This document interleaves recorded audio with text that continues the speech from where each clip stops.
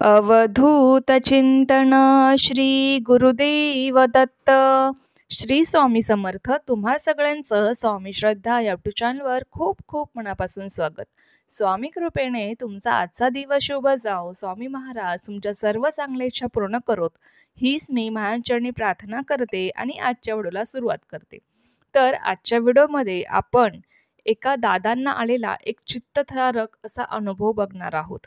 हा अनुभव आहे राजेंद्र नलवडे या दादांचा. हा अनुभव खरंच खूप मन सुन्न करणारा आहे. हा अनुभव आपण त्यांच्या शब्दात ऐकणार आहोत. तर चला या अनुभवाला सुरुवात करूया. हा अनुभव सांगताना ते दादा म्हणतात की मी राजेंद्र नलवडे, मी उस्मानाबाद येथे राहतो. अगदी काही वर्षापूर्वीचा अनुभव आहे. मी गेल्या 21 वर्षापासून स्वामींची सेवा करत आहे. आमच्याकडे स्वामींची सेवा सगळेच करत होते, परंतु आमच्या घरामध्ये माझ्या इतकी सेवा कोणीच करत नव्हते. माझ्या इतका स्वामींवर विश्वास कोणी देखील ठेवत नव्हते. म्हणजे सर्वच जण स्वामींची भक्ती करत होते, परंतु मी जरा जास्तच स्वामी सेवेमध्ये उतरलो होतो. अगदी सकाळी मी 5 वाजता उठून स्वामींची सर्व पारायणे सेवा वगैरे करत होतो आणि त्यानंतर 7 वाजता मी माझ्या ऑफिसला जाण्यासाठी निघत होतो. स्वामी सारामृत पारायण किंवा गुरुचरित्र पारायण मी कितीतरी पटीने जास्तीत जास्त हे पारायण वाचलेले आहे. स्वामींच्या अनेक सेवा देखील मला माहीत आहेत. आमचे सर्व काही चांगले सुरू होते. घरामध्ये एकदम सुख सुविधा सर्व काही होत्या. माझी फक्त एवढीच अडचण होती की आमच्या लग्नानंतर 12-13 वर्ष होऊन गेले तरीही आम्हाला मूल होत नव्हते आणि त्यासाठी आम्ही स्वामी सेवाही केली. आम्ही अनेक हॉस्पिटलमध्ये देखील दाखवले, पण माझ्या पत्नीच्या पोटामध्ये काहीतरी अडचण होती आणि त्यामुळे डॉक्टरांनी आम्हाला बाळ होणार नाही असे सांगितले होते. पण प्रत्येक आईवडिलांना वाटत असतं की आपल्याला एक तरी बाळ व्हायला पाहिजे आणि तसं मलाही वाटत होतं. आपल्याला एक तरी बाळ असावं आणि त्यासाठी मी खूप प्रयत्न देखील करत होतो. पण त्यावेळेसचा जमाना थोडासा वेगळा होता. बाळ नाही झालं तर दुसरं लग्न कर किंवा अंधश्रद्धा वगैरे या सर्व गोष्टी तेव्हा भरपूर पसरत असायच्या.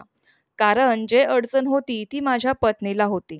त्यामुळे माझ्या घरात सर्वजण मला नेहमीच म्हणायचे की तू दुसरं लग्न करून घे. पण मला अजिबात असं काही करायचं नव्हतं. मला बाळ जरी होणार नसलं तरी मला मात्र सुखाने माझ्या पत्नीबरोबर संसार करायचा होता आणि घरातल्यांचे विचार हे एकदम जुने होते आणि त्या काळामध्ये माझ्या पत्नीला ते थोडेफार त्रास देखील देत होते. असंच काही वर्ष निघून गेले. बघता बघता 11-12 वर्ष निघून गेले असते. स्वामी सेवेत येऊन किंवा स्वामी सेवा करून 21 वर्षांपेक्षाही जास्त दिवस झाले असतील. स्वामींचे नाव मी कधीच घ्यायला विसरत नव्हतो. मी कुठेही बाहेर गेलो किंवा जेवताना इतर ठिकाणी नुसता स्वामींच्या नामाचा मी जप करत होतो. अचानकच माझी पत्नी एक दिवस आजारी पडली आणि ती इतकी आजारी पडली की तिला हॉस्पिटलमध्ये दाखवले असता जेव्हा निदान झालं तेव्हा असं समजलं की तिला कॅन्सर झाला आहे आणि त्यानंतर ती ठणठणीतपणे बरी व्हावी, ती आधीसारखीच ठणठणीत असावी यासाठी मी खूप प्रयत्न केले. तिचा आजार बरा व्हावा यासाठी मी हॉस्पिटलमध्ये 3-4 वर्ष माझे पैसे खर्च केले. स्वामींना मी वारंवार प्रार्थना करत होतो की माझ्या पत्नीला वाचवा स्वामी, तिला ठणठणीतपणे बरं करा. मी स्वामींच्या पारायणाला देखील सुरुवात केली. माझा पारायणाचा 7वा दिवस होता आणि त्या दिवशी मला असं कळलं की माझी पत्नी आम्हाला सोडून हे जग सोडून गेली आहे. इतकं मोठं दुःख आणि इतकं मोठं संकट माझ्यावर आलं होतं की मी त्याबद्दल कोणाला बोलूही शकत नव्हतो आणि मला कोणासमोर व्यक्तही होता येत नव्हतं. मी त्यातून सावरणं हे खूपच अवघड होतं. एवढी सेवा करून देखील स्वामींनी मला माझ्या सेवेचं हे फळ दिलं, ही प्रचिती दिली. त्यामुळे मी स्वामींवर खूप नाराज झालो होतो आणि त्यानंतर एक दिवस मी स्वामींसमोर हात जोडून स्वामींना सांगितलं की मी इथून पुढे आता कधीही स्वामी सेवा करणार नाही आणि तुमचे नाव देखील मी घेणार नाही. तिथून पुढे काही दिवस मी स्वामी सेवा करायचं बंद केलं आणि त्यानंतर मला माझ्या घरच्यांसाठी किंवा माझ्या घरच्यांच्या अडचणींमुळे दुसरं लग्न करावं लागलं आणि ते फक्त मी माझ्या घरच्यांसाठी केलं.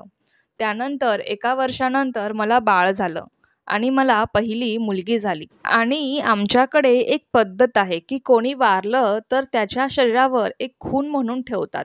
अगदी पायाला किंवा पाठीला काहीतरी निशाणी असते. ती व्यक्ती पुढच्या जन्मी आपल्या घरात यावी म्हणून किंवा काहीतरी अन्य कारण म्हणून आम्ही त्याच पद्धतीने आमच्याकडे अशी पद्धत आहे निशाणी करण्याची. आणि माझी पत्नी वारली होती तेव्हा तिच्या पायाला मी काळी अशी रेष मी ओढली होती. आणि ज्यावेळेस माझी मुलगी जन्माला आली तेव्हा मी जशी माझ्या पत्नीला पायाला जशी रेष मारली होती अगदी तसंच माझ्या मुलीला असं उमटून आलेलं आहे. त्याच्यानंतर जेव्हा ती बोलायला शिकली तेव्हा तिने पहिला शब्द स्वामी असा उच्चारला. आता ती 6 वर्षांची आहे. ती खूपच स्वामी सेवा करते. स्वामी स्वामी सारखं ती करत असते. तिने पुन्हा एकदा मला स्वामी सेवेमध्ये आणलं. बऱ्याचशा गोष्टी तिने मला पटवून दिल्या. ती 6 वर्षांची आहे पण मी तिच्याकडे बघून सेवा करायला लागलो. ती माझ्या घरात आली आणि आमचं घर पूर्णपणे बदलून गेलं. अगदी लक्ष्मी येते अगदी त्याच पद्धतीने आमच्या घरात वातावरण तयार झालं होतं. माझं संपूर्ण घर हे उजळून गेलं होतं तिच्यामुळे. आमच्या घरामध्ये सुख समृद्धी आनंद भरभरून आला होता. काही महिन्यांपूर्वी एक साधू संत आमच्या घरी आले होते आणि त्यावेळी सर्व त्यांनी भागीत उकडून मला सांगितलं की ज्यावेळेस माझ्या मुलीला त्यांनी बघितलं तेव्हा त्यांनी सांगितलं की तुझी खूप इच्छा होती ना की तुला बाळ व्हावं आणि तुझ्या पत्नीची जी इच्छा होती ती सतत स्वामींकडे एकच मागत होती की स्वामी मला मरण द्या, मला मृत्यू द्या आणि मला यांच्याच पोटी जन्म द्या. कारण तिला माहीत होते की तिला बाळ होणार नाही.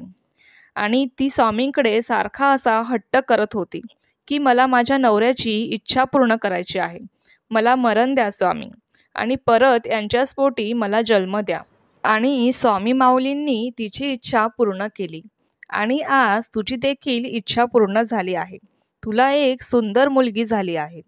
आज आमच्या घरामध्ये कोणत्याच गोष्टींची कमी नाही. आमच्या घरामध्ये आज सुख समृद्धी ऐश्वर्य भरभरून नांदत आहे. स्वामी आपल्या भक्ताची इच्छा पूर्ण करतातच, पण ती कशा पद्धतीने आणि कोणत्या रीतीने पूर्ण करतील हे फक्त स्वामींनाच ठाऊक असते.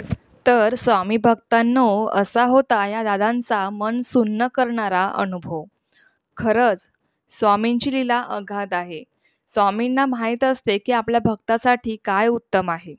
आपण मानवजात काय करतो, फक्त वर्तमान काळातला विचार करतो की आपल्यासाठी ही गोष्ट चांगली आहे, आपल्याला ही गोष्ट हवी आहे. आपण फक्त तेवढाच विचार करतो आणि त्यासाठीच आपण स्वामींना वारंवार प्रार्थना करत असतो.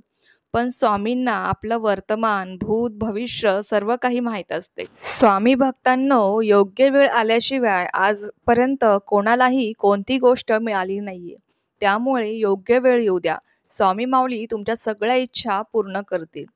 तर चला, हा खूप सुंदर असा अनुभव मला तुमच्यासोबत शेअर करायचा होता. झालेली सेवा स्वामी महाराजांनी मी रुजू करते आणि आजचा व्हिडिओ इथेच थांबवते. तुम्हाला जर हा अनुभव आवडला असेल तर व्हिडिओला लाईक, शेअर, सबस्क्राईब करायला विसरू नका. पुन्हा भेटू अशाच एका नवीन व्हिडिओसोबत किंवा नवीन विषयासोबत. तोपर्यंत सर्वांना श्री स्वामी समर्थ. जय जय स्वामी समर्थ.